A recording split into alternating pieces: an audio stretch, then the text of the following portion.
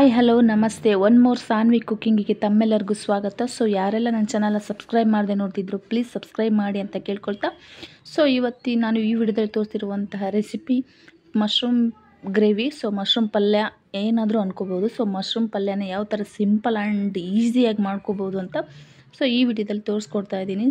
ಇಲ್ಲಿ ಸ್ಕಿಪ್ ಮಾಡದೆ ಕೊನೆಯವರೆಗೂ ವಾಚ್ ಮಾಡಿ. ಸೊ ನಾನಿಲ್ಲಿ 100 ಗ್ರಾಮ್ ಅಷ್ಟು ಮಶ್ರೂಮ್ನ ತೊಗೊಂಡು ಚೆನ್ನಾಗಿ ತೊಳ್ಕೊಂಡು ಈ ಥರ ಇಟ್ಕೊಂಡಿದ್ದೀನಿ. ಈ ಥರ ಪೀಸ್ಗಳಾಗಿ ಕಟ್ ಮಾಡಿ ಇಟ್ಕೊಂಡಿದ್ದೀನಿ.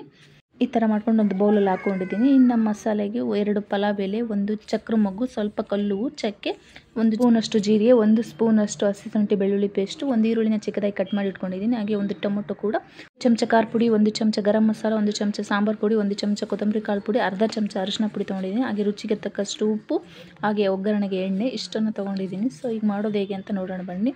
ಒಂದು ಕಡಾಯಿನ ಕಾಯಲಿಕ್ಕೆ ಇಟ್ಬಿಟ್ಟು ಅದಕ್ಕೆ 2 ಸ್ಪೂನಷ್ಟು ಎಣ್ಣೆ ಹಾಕ್ತಾಯಿದ್ದೀನಿ.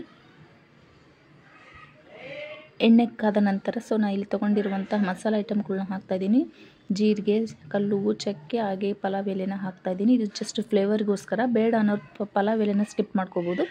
ಸೊ ಈರುಳ್ಳಿ ಕೂಡ ಹಾಕ್ತಾಯಿದ್ದೀನಿ. ಸೊ ಇದು ಸ್ವಲ್ಪ ಫ್ರೈ ಆದ ನಂತರ ಸ್ವಲ್ಪ ಒಂಬಣ್ಣ ಬರೋವರೆಗೂ ಇದನ್ನು ಫ್ರೈ ಮಾಡ್ಕೊತಾ ಇದ್ದೀನಿ. ಸೊ ಇಲ್ಲಿ ಹಸಿಶುಂಠಿ ಬೆಳ್ಳುಳ್ಳಿ ಪೇಸ್ಟ್ ತೊಗೊಂಡಿದ್ನಲ್ಲ ಅದನ್ನು ಕೂಡ ಹಾಕ್ತಾಯಿದ್ದೀನಿ. ಸೊ ಈ ಥರ ಹಾಕ್ತಾಯಿದ್ದೀನಿ ಚೆನ್ನಾಗಿ.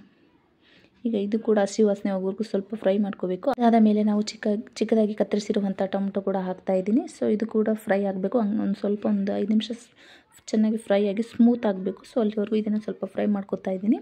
ಸೊ ಸ್ಪೈಸಸ್ಗಳನ್ನ ಹಾಕ್ತಾಯಿದ್ದೀನಿ. ಅರಿಶಿನ ಪುಡಿ, ಖಾರದ ಪುಡಿ, ಹಾಗೆ ಗರಂ ಮಸಾಲ, ಕೊತ್ತಂಬರಿ ಕಾಳು ಪುಡಿ, ಹಾಗೆ ಸಾಂಬಾರು ಪುಡಿ ಇಷ್ಟನ್ನು ಹಾಕಿ ಚೆನ್ನಾಗಿ ಮಿಕ್ಸ್ ಮಾಡ್ಕೊತಾ ಇದ್ದೀನಿ.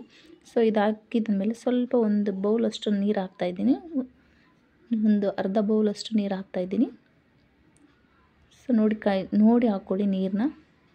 ಸೊ ನಾನಿಷ್ಟು ನೀರನ್ನು ಹಾಕ್ತಾಯಿದ್ದೀನಿ. ಈ ಥರ ಒಂದು 5 ನಿಮಿಷ ಇದನ್ನು ಕುದೀಲಿಕ್ಕೆ ಬಿಡಬೇಕು, ಸ್ವಲ್ಪ ಹಸಿ ವಾಸನೆ ಎಲ್ಲ ಹೋಗೋವರೆಗೂ. ಸೊ ರುಚಿಗೆ ತಕ್ಕಷ್ಟು ಉಪ್ಪು ಕೂಡ ಹಾಕ್ತಾಯಿದ್ದೀನಿ.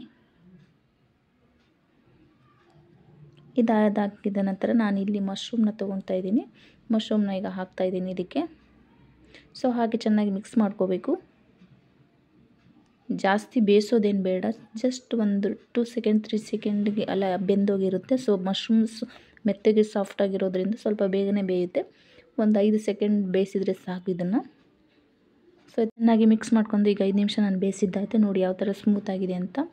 ಸೊ ಸಿಂಪಲಾಗಿ ಹಾಗೆ ಈಸಿಯಾಗಿ ಬೇಗ ಮಾಡ್ಕೋಬೋದಂತ ಮಶ್ರೂಮ್ ಪಲ್ಯನ ಈ ವಿಡಿಯೋದಲ್ಲಿ ತೋರಿಸಿದ್ದೀನಿ. ಸೊ ಈ ವಿಡಿಯೋ ಇಷ್ಟ ಆಗಿದೆ ಅನ್ಕೋತೀನಿ. ಈ ವಿಡಿಯೋ ಇಷ್ಟ ಆದರೆ ಪ್ಲೀಸ್ ಸಾನ್ವಿ ಕುಕ್ಕಿಂಗನ್ನು ಸಬ್ಸ್ಕ್ರೈಬ್ ಮಾಡೋದನ್ನು ಮರಿಬೇಡಿ, ಹಾಗೆ ಸಪೋರ್ಟ್ ಮಾಡಿ ಅಂತಲೇ ಕೇಳ್ಕೊಳ್ತಾ ನೆಕ್ಸ್ಟ್ ಇನ್ನೊಂದು ಕುಕ್ಕಿಂಗ್ ವಿಡಿಯೋದಲ್ಲಿ ಸಿಗ್ತೀನಿ. ಅಲ್ಲಿವರೆಗೂ bye bye. Thank for watching.